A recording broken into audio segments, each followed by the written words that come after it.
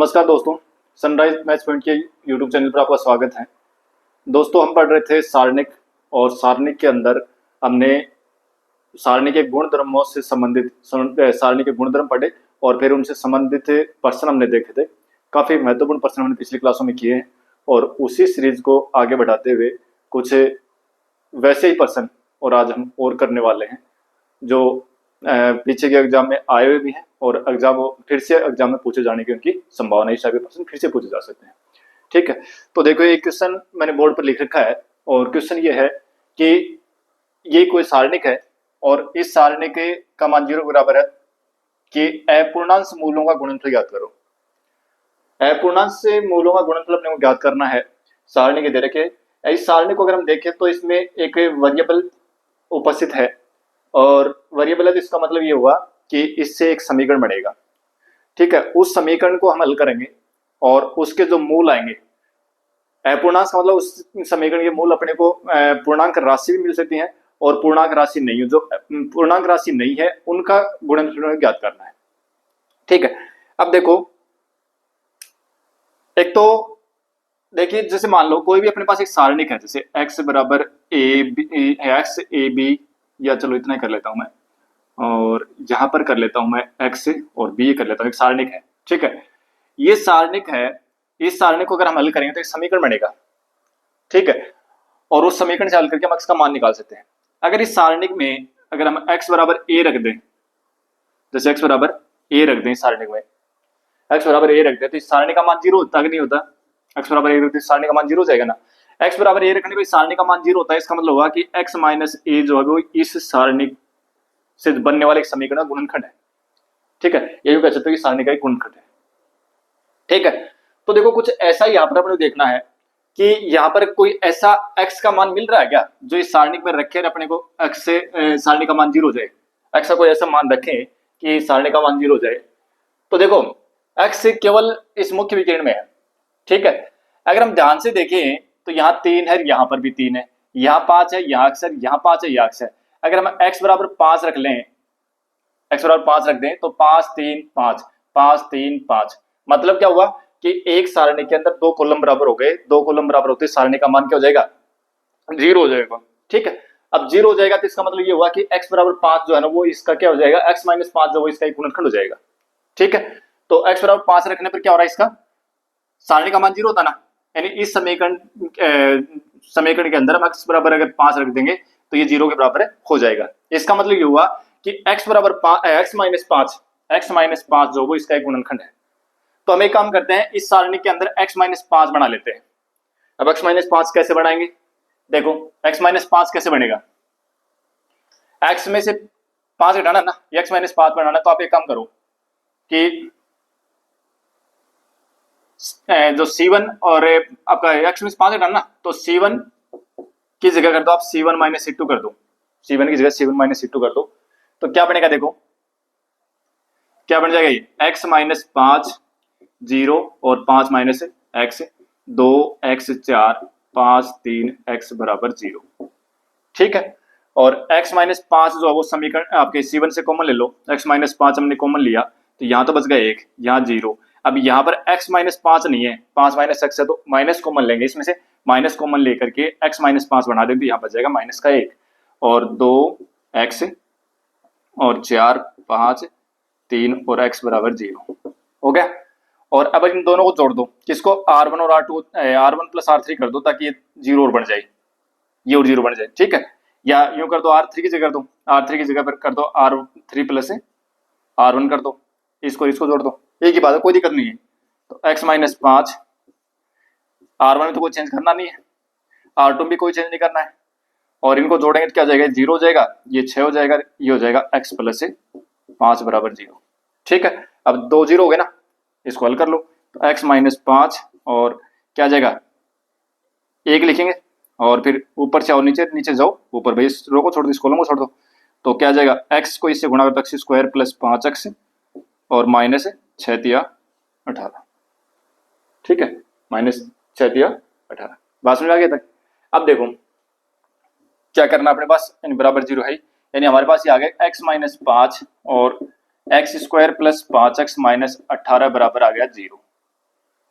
इस समीकरण को हमने हल किया तो ये आ गया। ठीक है, अब देखो एक चीज और है कि अगर आप इस सारणी को जैसे हम सारणी को हल करके लेके आते हैं ना, उसी तरीके से हल करके लेके आओगे तो ये 3 घात का एक बहुपद बनेगा, और 3 घात का बहुपद बनेगा तो 3 घात का बहुपद को हल करने के लिए हमारे पास क्या तरीका था कि x बराबर 1, x बराबर -1, x बराबर 2, x बराबर -2 ये रख करके देखो, और जब तक रखोगे समीकरण का मान व्यंजक का मान 0 नहीं हो जाएगा। ठीक है, व्यंजक का मान 0 हो जाएगा, इसका मतलब x माइनस जो भी आप रखने पर 0 हो रहा है, तो x बराबर 5 रखने में व्यंजक का मान 0 होगा, तो x माइनस 5 जो इसका एक गुणनखंड हो जाएगा, तो उस विधि से करके लाओगे तो भी ये आएगा। ठीक है, और वो विधि अगर नहीं आ रही है तो अपने पीछे प्ले लिस्ट बनी हुई है बहुपद के नाम से।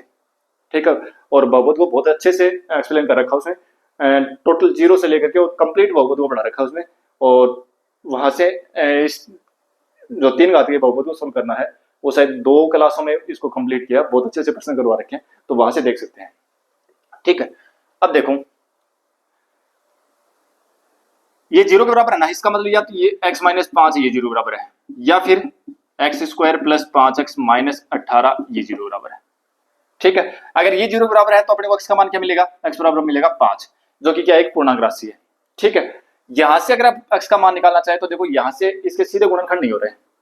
ठीक है, और हमें गुणनखंड सीधे गुणनखंड नहीं होंगे, सीधे गुणनखंड अगर नहीं हो रहा इसका मतलब हमारे पास जो x का मान आएगा वो एक पूर्णांक राशि नहीं आएगी, पूर्णांक राशि तो सीधे गुणनखंड होगी। ठीक है, सीधे गुणनखंड इसके बन नहीं रहे, इसका मतलब पूर्णांक राशि नहीं आएगी। ठीक है, इसके ऑप्शन देखते हैं, देखो ऑप्शन नहीं लिखे इसके। ठीक है, हाँ कोई नहीं लिखे हैं। ठीक है, तो अब देखो हमारे पास हमने एक द्विघात समीकरण पढ़ा है, x square plus b x plus c बराबर 0, ये हमने पढ़ा है, और हमने इसमें 2 बातें पढ़ी थी। एक तो पढ़ा था मूलों का योग, मूलों का योग क्या था, माइनस एक्स का गुणांक बटे एक्स स्क्वायर गुणांक, और मूलों का गुणनफल, तो मूलों का गुणनफल क्या था, अचर पद बटे एक्स स्क्वायर गुणांक, ये था। अब यहां प्रश्न में अपने को पूछा कि मूलों का गुणनफल ज्ञात करो, तो मूलों का गुणनफल ये अपने पास एक समीकरण आया द्विघात समीकरण। ठीक है ना, इसके मूलों का समीकरण अपने निकालना है, क्योंकि यहाँ देखो अपूर्णांक मूल लिखा हुआ, तो इसका मतलब ये तो पूर्णांक राशि की हो गई, अपूर्णांक तो यहाँ से मिलेंगे। ठीक है, तो देखो क्या करना अपने को कि यहाँ से जो मूलों का गुणनफल आएगा, यानी मूलों का गुणनफल क्या जाएगा, अचर पद और बटे एक्स स्क्वायर गुणांक, यानी एक तो कितना आ गया माइनस का 18 आ गया, ये अपना आंसर था। ठीक है, और ये क्वेश्चन जो है ना ये पूछा गया है आरपीएससी सेकंड ग्रेड 2018 के अंदर सामान्य शिक्षा का जो पेपर था उसमें पूछा गया था। ठीक है, अच्छा प्रश्न है। अब यहां से मूलों का गुणनफल दे रखा है तो हो सकता है मूलों का योग भी पूछ ले। ठीक है, इस तरीके से करना अपने को। अब देखो आगे एक क्वेश्चन और देखते हैं, प्रैक्टिस के लिए तरह तरह के क्वेश्चन हम कर रहे हैं। ठीक है, ताकि हमारा प्रश्न आए तो वो गलत नहीं हो। एक प्रश्न और देखो, क्वेश्चन हमारा ये है कि बी स्क्वायर प्लस सी स्क्वायर ए स्क्वायर बी स्क्वायर और सी स्क्वायर प्लस ए स्क्वायर बी स्क्वायर और सी स्क्वायर ए स्क्वायर प्लस बी स्क्वायर, और कह रहा है कि सारणी का जो मान है ना वो कौन सा ऑप्शन होगा वो अपने निकालना है। ए ऑप्शन दे रखा है a b c, B option दे रखा है a square b square c square, C option दे रखा है 4 गुना a square b square c square, और डी ऑप्शन दे रखा है ए क्यूब बी क्यूब और सी क्यूब, 4 गुना a cube b cube c cube, ये दे रखा है। ठीक है, और हमें पूछा है कि इसका मान बताओ क्या आएगा। अब देखो अगर हमें जो प्रॉपर्टीज हमने पढ़ी है डिटरमिनेंट की, अगर वो प्रॉपर्टीज यूज करना शुरू कर देंगे और उससे अगर हम यूज करके निकालें कि कोई भी ज्यादा प्रॉपर्टी में क्या देखा था हमने, ज्यादा ज्यादा जीरो बनाने थे। ठीक है, तो ज्यादा ज्यादा जीरो बनाने की अगर हम कोशिश करें या 2 रो या 2 कॉलम बनाने की कोशिश करें तो ऐसा यहाँ करने बैठ गए तो काफी टाइम लग जाएगा। ठीक है, तो इनके लिए मैंने क्या बताया था, तरीका अलग से बताया था कि अगर ए बी सी या एक्स वाई जेड अगर 3 राशि दिख जाए ना तो सीधा का सीधा आप एक काम कर लिया करो, एक्स बराबर 1 वाई बराबर 2 जेड बराबर 3 मान लिया करो, यानी 3 संख्या अपने को 1 2 3 मान लेनी है बस। ठीक है, और 1 2 3 मान के यहाँ ए बी सी है, तो देखो एक काम करो, ए की जगह 1, बी की जगह 2 और सी की जगह आप 3 मान लो। ठीक है, अब देखो क्या करना है, इस सारणी का मान रख, सारणी के अंदर ही मान रख दो, तो आप ए की जगह 1 रखोगे, बी की जगह 2 रखोगे, सी की जगह 3 रखोगे, तो 2 का स्क्वायर 3 का स्क्वायर 2 का 4 3 का 9, तो 9 4 13 है। इसी प्रकार से यहाँ 1 1, यहाँ 4 10 4, यहाँ 9 9 और 5। ठीक है, ये आ गया। इस सारणी का मान निकालोगे ना तो निकाल के देखो कितना आ रहा है। 13 गुणा 50 और -36 -1 गुणा इसको छोड़ो, 4 पंजो 20 और -36 और प्लस इसको छोड़ो, 9 चौक 36 और -90 कितना जाएगा? 13 गुणा 14 और -20 में 36 हटाओगे तो कितने बचे? माइनस के 16 बचेगा। माइनस को इससे गुणा करो तो प्लस के 16 हो जाएंगे। 36 में से 90 घटाओगे कितने बचेंगे? 54 बचेंगे, तो माइनस के 54। ठीक है, अब देख लो कितने आ रहे हैं। 13 चौक 52, 5 13 और 5 18 182 प्लस 16 और -54, या 54 में से 16 घटाओगे तो कितने बच जाएंगे? 38 बच जाएंगे, माइनस के 38। ठीक है, घटा लो कितने आ रहे हैं, तो 4 144 आ जाएंगे। ठीक है, ये आ गया। इस सारणी का मान 144 आ गया। अब हमें क्या करना है कि एबीसी का मान ऑप्शन में रखना है, और जो भी 104 जिस भी ऑप्शन का मान 144 आ जाएगा वही अपना आंसर हो जाएगा। ठीक है, अब देखो, अब यहाँ पर एक चीज और बता दूं आपको कि कुछ ऑप्शन और इसमें से हमें छोड़ सकते हैं। कैसे छोड़ सकते हैं? कि जो विकिरण है, मुख्य विकिरण के एक दिन पहले भी मैंने चर्चा करी थी इसकी, कि मुख्य विकिरण जो है, मुख्य विकिरण के अवयवों का गुणनफल करना अपने को। ठीक है, मुख्य अवयवों के गुणनफल को जो अपने घात देखनी है, यानी कितने घात का व्यंजक बन रहा है। तो देखो, 2 घात का ये रहा, 2 घात का ये रहा, 2 घात का ये रहा, अगर सभी की पूरे को गुणा करें उसकी घातों का योग करें तो कितना आएगा? घातों का योग जो वो 6 आएगा। 2 ये रहा, 2 ये रहा, 2 ये रहा, 6 घात का। ठीक है, अगर इनकी घातों को अगर गुणा करें, भाई 2 घात का ये है, 2 घात का ये, 2 घात का ये, इन सभी की घातों को अगर गुणा करें तो 6 घात बनेंगे अपने पास। ठीक है, या यूं कह दो कि सॉरी, ये इनकी घात जो मुख्य विकिरण की जो अवयव है ना, इनके अवयवों की घातों को जोड़ो तो ये 2 घात का व्यंजक है, ये 2 घात का है, ये 2 घात का है, तो 2 ये हो गए, 2 ये हो गए 4, 2 ये हो गए 6। इसका मतलब हमारा जो आंसर होगा ना वो 6 घात का ही अपने पास कोई व्यंजक आएगा। ठीक है, अब देखो इसमें ये 3 घात का, 1 2 3, ये 3 घात का तो नहीं हो सकता। ये 6 घात का है, हो सकता है। ये 6 घात का है, हो सकता है। ये 3 3 6 3 9, ये 9 घात का, ये नहीं हो सकता। मतलब 2 ऑप्शन तो हमने हटा दिए। ठीक है, अब हम इनमें एबीसी के मान इनमें अपने को रख के देखने नहीं है। ठीक है, तो अब एबीसी के मान जो इसमें रखो, अब एक बी और सी में रखे देखो, ए और डी में रखना नहीं है। मतलब हमारा जो आंसर हो बी और सी में से ए का कौन सा होगा। ठीक है, तो देखो ए बराबर 1 रखा, 1 का स्क्वायर 1, 2 का स्क्वायर 4 और 3 का स्क्वायर 9, 9 चौक 36, 36 आएगा इसका। मतलब ये भी नहीं हो सकता, 36 आएगा इसका मान। और इसका मान कितना आएगा? 36 को 4 से और गुणा कर दोगे 144 हो जाएगा। मतलब सी ऑप्शन बना राइट आंसर होगा। ठीक है, तो इस प्रकार के जो प्रश्न है ना, उनमें आप इस तरीके से ये मान रखे और फिर इसको देख लेना। ठीक है, उससे हो जाएंगे। ठीक है, अच्छा और बढ़ते हैं आगे।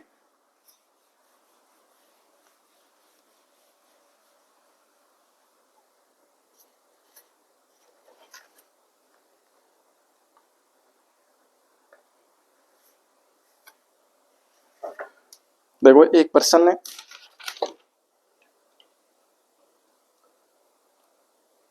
हाँ ये देखो, पहले ये करते हैं प्रश्न, बढ़िया ये भी। क्वेश्चन नंबर 3 देखो क्या कह रहा है कि यदि एक्स वाई जेड असमान है तब करेक्ट तथा सारणी तरीके x y z, x square y square z square और 1 1 1 एक्स क्यूब वाई क्यूब और जेड क्यूब प्लस लिखा है। ठीक है, बराबर 0 है, इनके बराबर 0 है, तब कह रहा है कि आपको मान बताना है एक्स वाई और जेड का मान बताना क्या आएगा। एक्स वाई जेड का मान बताना क्या आएगा। ठीक है, देखो सारणी की दे रखी है। ठीक है, इस सारणी का मान 0 बराबर दे रखा है, तो एक्स वाई जेड का मान पूछा अपने को। देखिए अपने देखो एक गुणधर्म पढ़ा था। गुणधर्म क्या था कि सारणिक का कोई भी एक रो या एक कॉलम दो दो अवयवों के योग के रूप में है। यानी सारणिक का एक कॉलम या एक रो जो है उसमें अवयव जब वो दो दो अवयव के योग या अंतर के रूप में आ रहा है, तो हम उस सारणी को दो सारणी को योग या अंतर के रूप में लिख सकते हैं। ये मैंने गुणधर्म बताया था। ठीक है, देखो मैं यहाँ से फिर से चर्चा करता हूँ, जैसे a plus b, b plus c, c plus a, और यहाँ सी बी ए, और यहाँ लिख दिया ए बी सी। ये एक मैंने सारणी बना दी, ठीक है, a b c, b c a, b c, चलो ये बना लेते हैं, ये बना दी, ठीक है। ये को सारणी का है, इस सारणी को हम देखो, इस सारणी के अंदर ये जो कॉलम है ना, ये दो अवयवों के योग के रूप में है ना, दो अवयव है, दो अवयव है, दो ये है, तो दो अवयवों के योग के रूप में है।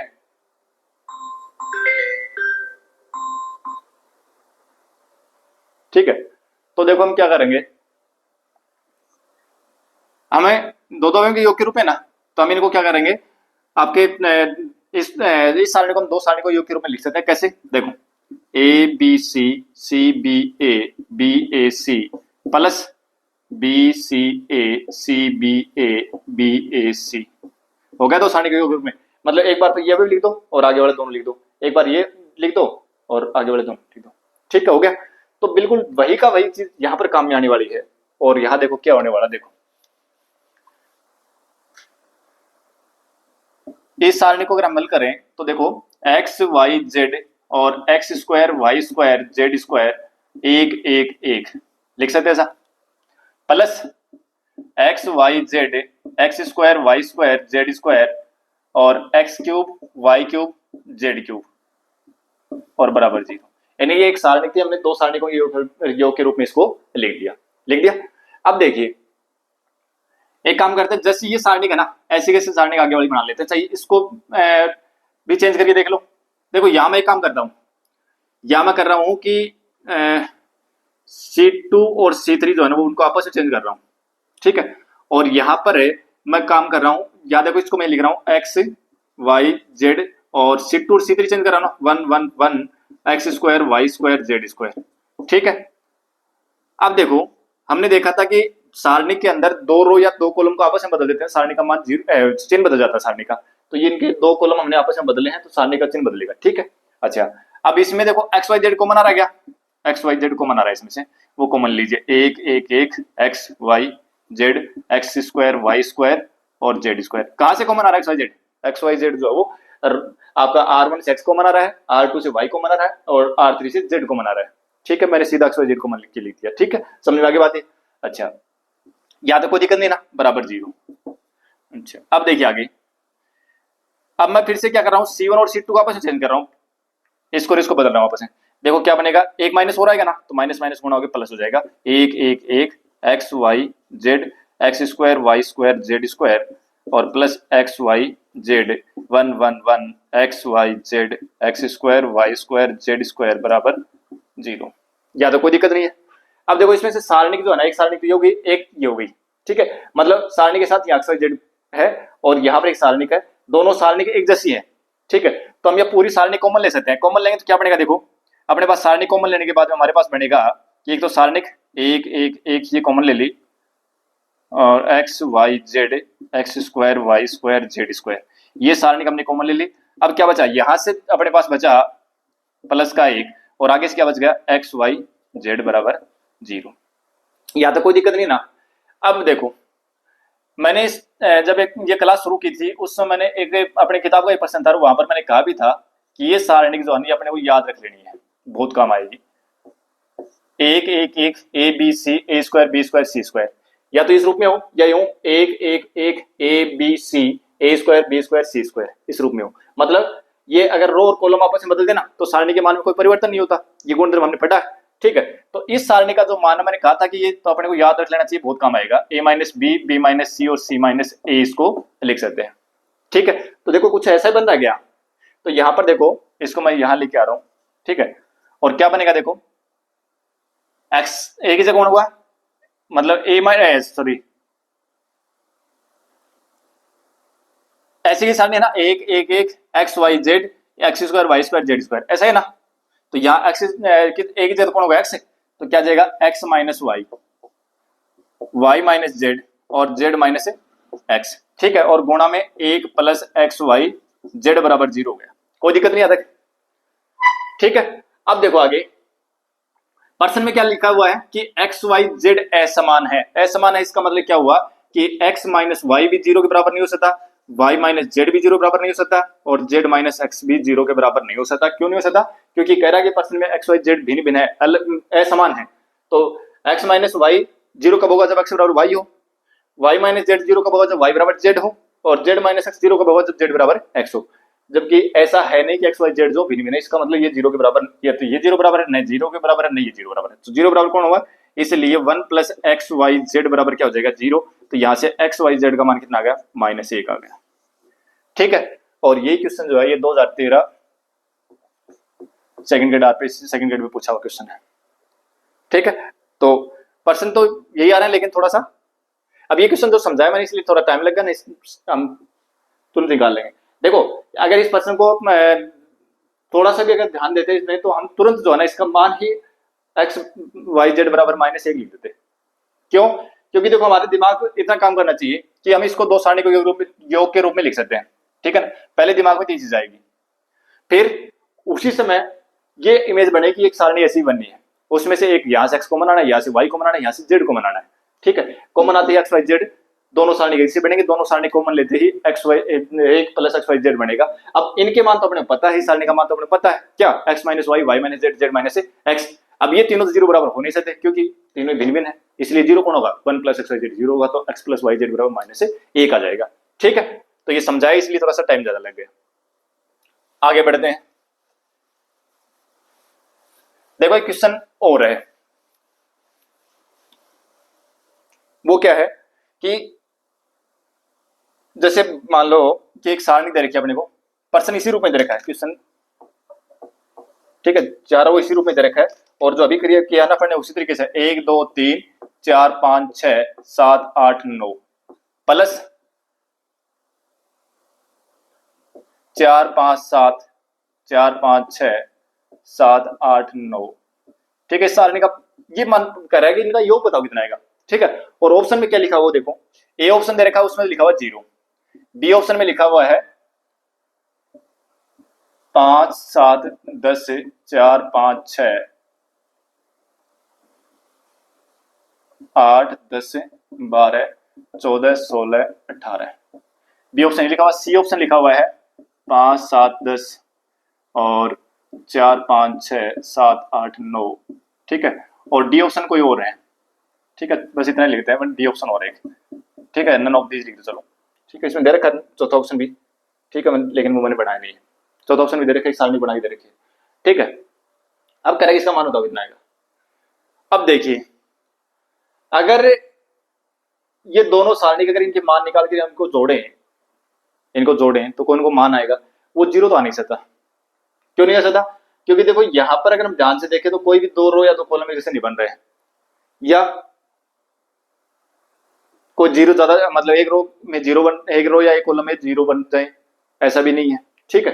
यानी कहने का मतलब ये है कि ये और ये सारणी का योग अगर निकाल के देखेंगे तो 0 ये तो दिख नहीं रहा है। ठीक है। आ भी सकता है लेकिन दिख नहीं रहा है, लग ऐसा रहेगी इसमें 0 आने की संभावना नहीं के बराबर है, क्योंकि संख्या इस प्रकार से दे रखे 0 नहीं आ सकता। अच्छा, तो फिर इसका योग पूछ रहा है और सारणी का योग कर रहा है यहाँ। तो देखो हमारे दिमाग में तुरंत हिसाब से क्या आएगा कि इन दोनों का योग ये आएगा, क्योंकि मैट्रिक्सों का योग हमने पढ़ रखा है। और मैट्रिक्सों के योग में हमने क्या पढ़ा था कि संगत अवयव जोड़ दो, और वही दिमाग में फिटिंग रहती है कि संगत अवयव जोड़ दो और आंसर वो बना देंगे कि ये हो गया आंसर, और टिक लगाएंगे कि आंसर हो गया। और ये आंसर होते हैं अपना 2 नंबर का क्वेश्चन है, 2 नंबर तो हो गए। ठीक है। और इसका तीसरा हिस्सा लेके चले जाएगा, 2/3 और लेके चला गया। ठीक है भाई, 2 नंबर क्वेश्चन हमारा है तो 2/3 और लेके चला गया, 1/3 की नेगेटिव मार्किंग होती है। ठीक है। तो पर्सन भी किया, गलत हो गया। ठीक है। और ऐसे जो पर्सन है वो एग्जाम में बहुत आते हैं, और ये पर्सन अगर एग्जाम में आया हुआ है पर्सन, ठीक है, यूपीपीजीडी 2021 में पूछा हुआ क्वेश्चन है, ये क्वेश्चन पूछा हुआ है। अगर ये क्वेश्चन एग्जाम में आया तो ये पर्सन निश्चित रूप से और 80% मार्क तो जो यहाँ पर आ गए और आंसर ये लगाते हैं। ठीक है। कुछ के दिमाग में ये होता है कि सारणिक जो है ना, सारणिक वाले प्रश्नों से ज्यादातर 0 आता है, इसलिए 0 कर दो। ठीक है ना। ऐसा है नहीं कि सभी प्रश्नों का आंसर 0 होगा। ठीक है। और ये भी नहीं है इसका। तो फिर अब यहां पर देखो, अभी हमने एक गुणधर्म पढ़ा था कि सारणिक के एक रो या एक कॉलम के अवयव अगर दो संख्याओं के योग के रूप में है तो उस सारणी को हम दो सारणी को योग के रूप में लिख सकते हैं। उसका उल्टा देखो कि अगर सारणी के अंदर दो कॉलम या दो रो बराबर है, ठीक है, तो उस सारणी को हम जोड़ के लिख सकते हैं। यहां पर देखिए C1 C2 C2 बराबर है, C3 और C3 बराबर है, ठीक है। तो इसको हम ये लिख सकते हैं क्या, 1 + 5 2 प्लस 1 + 4, भाई इन दोनों जोड़ दो, और 3 + 7 4 5 6 7 8 9। क्या ऐसा ही है क्या, ये एक्सरसाइज तो है, अभी थोड़ी देर पहले बताया तो वही तो है भाई। उसमें क्या था, यहाँ x + y y + z z + x कुछ ऐसा था। तो हम क्या कर रहे थे कि एक सारणी तो ये अवयव और ये अवयव लेकर एक सारणी बना रहे थे, दूसरी बार ये कॉलम ले रहे थे और ये कॉलम लेकर के एक सारणी और बना रहे थे। यही तो है, इसको तोड़ के लिख रखा है, ठीक है। तो आंसर तो ये आना इसका 5 7 और 10, 4 5 6 7 8 9, आंसर तो ये आना है। तो कौन सा ऑप्शन हो जाएगा, ऑप्शन हो जाएगा सी। तो आंसर इसका सही है, सी है, ठीक है। छोटा सा प्रश्न है लेकिन गलती होने की संभावना ज्यादा है इस प्रश्न की, ठीक है। अब देखो सारणी को संबंधित हमने सारणी को गुणधर्म संबंधित खूब प्रश्न किया अपन ने, ठीक है। अब देखो हमने मैट्रिक्स के अंदर है और सममित मैट्रिक्स और विषम सममित मैट्रिक्स के बारे में हमने पढ़ा था, ठीक है। सममित मैट्रिक्स में हमने क्या पढ़ा था कि उस मैट्रिक्स का ट्रांसपोज निकाले वापस वही मैट्रिक्स आ जाए, ठीक है। और विषम सममित मैट्रिक्स में क्या पढ़ा था कि उस मैट्रिक्स का ट्रांसपोज निकाले वापस माइनस उस मैट्रिक्स के बराबर आए। जैसे मान लो सममित में हमने पढ़ा था कि ए का ट्रांसपोज निकाला तो ए आ गया, और ये तो हो गया सममित सिमेट्रिक, ठीक है। और ए का ट्रांसपोज हमने निकाला और वो आ गया -a, तो ये विषम सममित यानी स्क्यू सिमेट्रिक, ठीक है। ये मैंने पढ़ा था। तो सारणी के अंदर भी सिमेट्रिक और मतलब विषम सममित और विषम सममित सारणी जो है वो भी होती है, ठीक है। अब जब ये सिमेट्री में हमने पढ़ा था तो उसमें एक बात कही थी कि इसके जो अवयव aij बराबर होगा AJI, ये बात हमने पढ़ी थी। और इसमें क्या था कि AIJ बराबर होगा -AJI, ये पढ़ा था, ठीक है। उसी से तुलना करके मैं बता रहा हूं आपको, और इतना ही अपने को याद रखना है, ठीक है। यहाँ पर एक प्रॉपर्टी लिखूंगा वो अपने को याद रखनी है, बस बात ये है।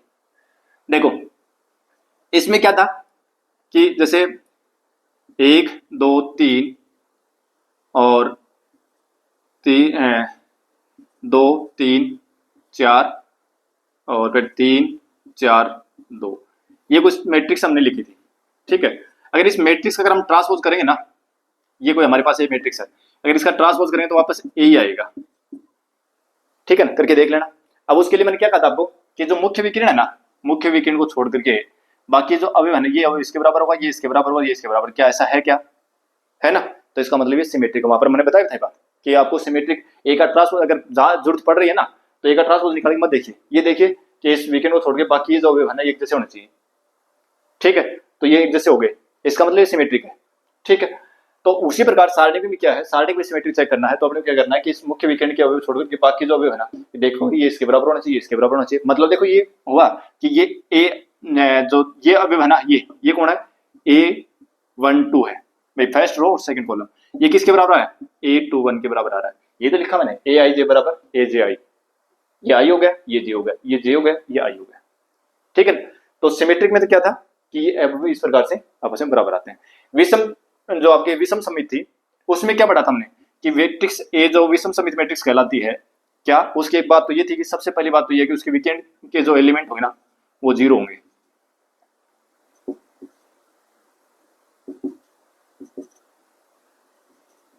एक बात तो ये थी, ये कोई मैट्रिक्स है।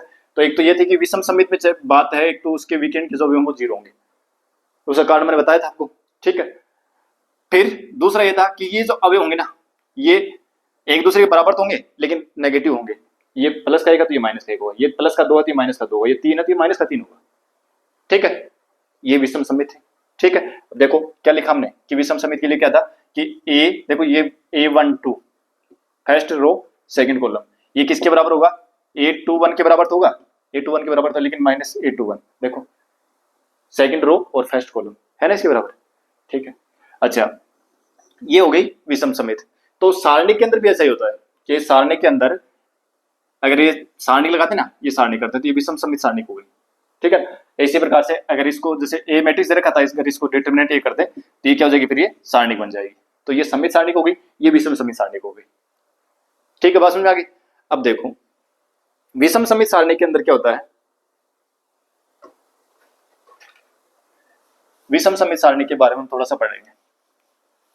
ठीक है, विषम सममित सारणी के बारे में हम थोड़ा सा पढ़ेंगे। विषम सममित सारणी लिख रहा हूं मैं, देखो A11 A12, देखना यहाँ A21 और A22 ये लिख रहे हैं हम, सॉरी ये 0। विषम सममित सारणी के बारे में हम चर्चा कर रहे हैं। ठीक है, उसी के बारे में चर्चा कर रहे हैं, ये माइनस लगा दिया। ठीक है, इस सारणी का मान निकालें तो क्या आएगा, इस सारणी का मान निकाले, सारणी का मान क्या आएगा, 0 माइनस और फिर माइनस A1 A21, मतलब प्लस का A11 A21 आ गया। ठीक है, फिर अगर जैसे मान लो कि हमारे पास ये लिखा मैंने 0 A12 सॉरी A12 है, A12 तो A12 A21। ठीक है, तो A12 A21 ये आएगा इसका आंसर। हाँ, अगर ये हो तो A13 और माइनस का A21 0 और A माइनस का लिख देता हूँ A2 A3। ठीक है, और यहाँ लिख देता हूँ माइनस का A31 और प्लस का A2 A3 A2 और ये 0। अब देखो पहले तो ये भी सममित है क्या, मुख्य विज्ञान के एलिमेंट्स 0, ये इसके इक्वल है, माइनस भी है साथ में, ये इसके इक्वल है, माइनस भी है, ये इसके इक्वल है, माइनस भी है। ठीक है, अच्छा अब इसका मान निकालो, देख क्या आएगा। 0 लिखो तो इसको छोड़िए और इसको छोड़िए, ऊपर से आओ नीचे और माइनस नीचे जाओ ऊपर, इनको गुणा करोगे तो क्या हो जाएगा, माइनस माइनस गुणा होगा तो प्लस हो जाएगा, और क्या आ जाएगा A21 इनको गुणा करोगे तो A2 A3 गुणा A3 A2। आगे बात समझ आते। अच्छा, फिर माइनस A12 इसको छोड़िए और इसको छोड़िए। ठीक है, और ऊपर से ये तो 0 हो गया, फिर माइनस इनको गुणा करोगे क्या आएगा A31 गुणा A2 A3। ठीक है, और फिर प्लस A13 और इसको छोड़िए और इसको छोड़िए, ऊपर से आए नीचे माइनस A21 A3 A2 और फिर ये 0 हो जाएगा, तो इतना ही आ जाएगा। ठीक है, अब इसको सोल्व करते हैं, सोल्व करते हैं तो क्या आएगा देखो। अब एक बात तो मेरे को A2 A3, ठीक है, और गुणा A3 ये तो 0 हो गया, 0 है ना बार, ये तो 0 हो गया, इनको करो गुणा, ये क्या आएगा देखो, माइनस माइनस गुणा तो प्लस हो गया, A12 A31 और क्या लिख दिए A12 लिखा, इसको छोड़ो और ये गलत लिखा नहीं, हाँ यहाँ गलती से लिखा गया A23 था ये ना, ये गलती से लिखा गया A32 ऐसे लिखना था। ठीक है, ये मिस्टेक हुई, बाई मिस्टेक लिखा गया, कोई दिक्कत नहीं है, थोड़ा ठीक कर ले इसको, गलती से लिखा गया। ठीक है, बाई मिस्टेक लिखा गया, थोड़ा ध्यान रखिए इसका। ठीक है, हाँ अब देखिए करो इनको गुणा, तो इसको अंदर गुणा करें तो प्लस हो जाएगा, ये 3 1 हो जाएगा और A23 प्लस इसको सॉरी ये माइनस हो जाएगा, माइनस A13 A21 और A32। ठीक है, अब देखो ये माइनस माइनस गुणा प्लस हो गया और ठीक है, अब देखना A12 किसके इक्वल है, अभी जो भी सममित मैट्रिक्स थी उसमें क्या पढ़ा था हमने, A12 equal to minus A21। ठीक है, A31 is equal to minus minus 13 और A23 is equal to A23 is equal to minus A32, ऐसा ही था ना। देखो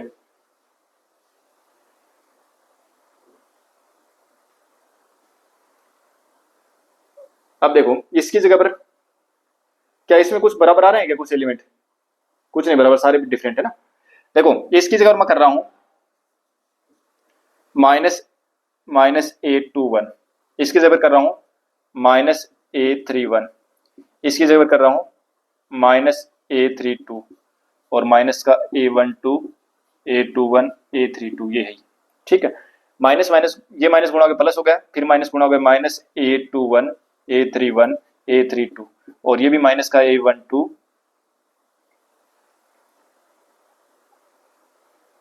A12 कहाँ से लिख दिया मैंने, A13 है, हाँ A13, A13 और A21,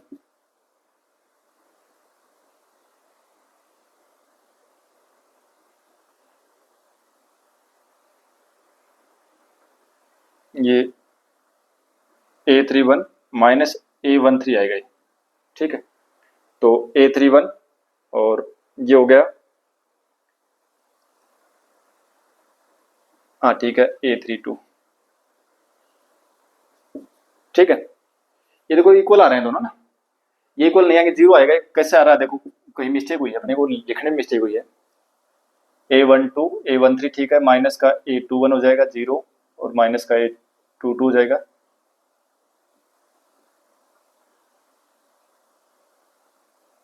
ठीक है, जीरो और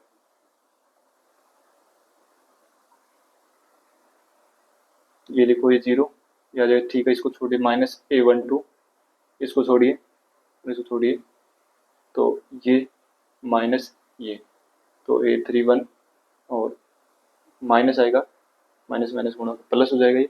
ठीक है, और फिर A31 ये छोड़िए और ये माइनस का और फिर -0।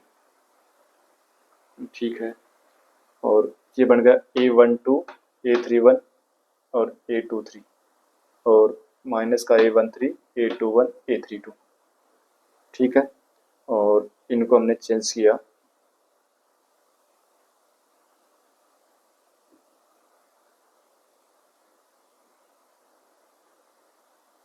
तो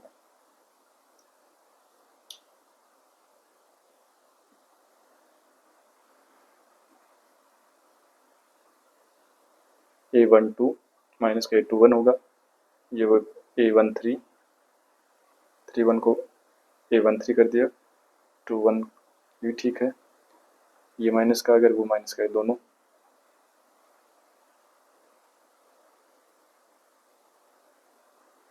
माइनस क्या रहा है देखो,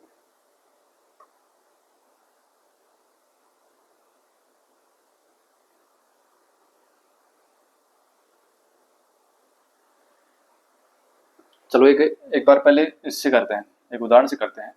एक उदाहरण ले लिया मैंने, डिटर्मिनेंट है और ये लिखा मैंने 0, 1, 2, -1, 0, -3, 0, 0, सॉरी -2, 3 और 0, ये लिखा है। इस सारणी का मान निकालो, देख जाएगा। तो 0 को छोड़िए और ऊपर से आओ नीचे 0 और माइनस प्लस का 9 हो जाएगा और -1, इसको छोड़ो 0 और माइनस का 6 होगा, +2 गुणा, इसको छोड़ो माइनस का 3 -0, तो ये 0 और प्लस का 6 और ये आ जाएगा माइनस का 6 बराबर 0। ठीक है, ये कट जाएंगे तो माइनस का 6, ये प्लस का 6 हो जाएगा ये। ठीक है, अब देखो यहाँ पर ये मिस्टेक क्यों आई है, ये माइनस का आएगा और ये माइनस माइनस होना फिर प्लस बनेगा।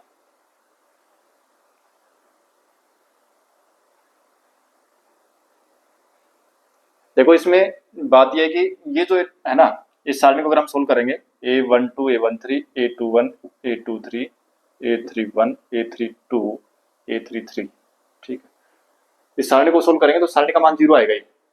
ठीक है ना, ये विषम कोटि की जो सारणी होती है ना, विषम कोटि की विषम सममित विषम कोटि की सारणी जो है ना, उसका मान हमेशा 0 होता है। ठीक है, तो मैं ये बताने की कोशिश कर रहा था यहाँ से। ठीक है, देखो हमने यहाँ क्या लिखी है, तीन कोटि की तो एक सारणी है, तो तीन कोटि की विषम समित सारणी करिए। विषम समित है, मुख्य विज्ञानी सारे अवयव 0 है, ये प्लस का 1 है तो ये माइनस का 1 है, ये -2 है तो +2 है, ये -3 है तो +3 है। ठीक है, तो विषम समिति की पहचान हो ही गई। तो विषम सममित की विषम कोटि की जो सारणी होती है उसका मान 0 होता है। ठीक है, यहाँ पर ये 0 कैसे नहीं आया, देखो कहीं मिस्टेक हुई है, अपन लिख पकड़ में नहीं आ रही, वो मिस्टेक पकड़ में नहीं आ रही है। ठीक है ना, कई बार क्या है कि माइंड में सेटिंग इसी प्रकार की हो जाती है कि वो चीज पकड़ में आएगी नहीं बार बार, क्योंकि हम गलती करेंगे। जैसे मान लो कि हमें पता है कि 5 और 6 को गुणा करते 30 आते हैं, लेकिन कई बार दिमाग में ऐसी फीलिंग होती है 5 और 6 को गुणा करते 35 आते हैं, हम उसको 35 को लिखते जाते हैं बार बार। ठीक है ना, कई बार होती है माइंड में सेटिंग। तो और जब तक 2 बार देखेंगे तो वही बात आएगी, 3 बार देखेंगे तो फिर अचानक ध्यान में आता है। तो कुछ ऐसा मिस्टेक है इसमें कहीं ना कहीं। देखो 0 A32 यहाँ तक ठीक है, माइनस का A12 ये भी ठीक है, इसको छोड़िए, ये 0 हो जाएगा, फिर माइनस और माइनस का 3 2 2 1 ये भी ठीक है, फिर A13 प्लस का, इसको छोड़िए माइनस का आएगा, फिर माइनस 0 ये भी ठीक है, यहाँ तक भी सही है। ठीक है, ये प्लस का बनेगा, ये माइनस का ये बनेगा, ये भी सही है।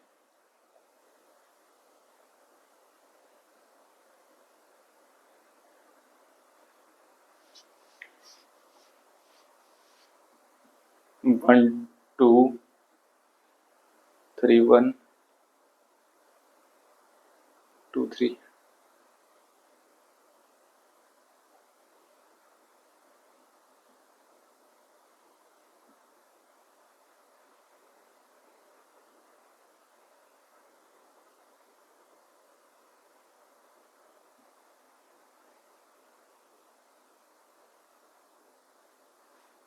करने किसी नहीं आती सब।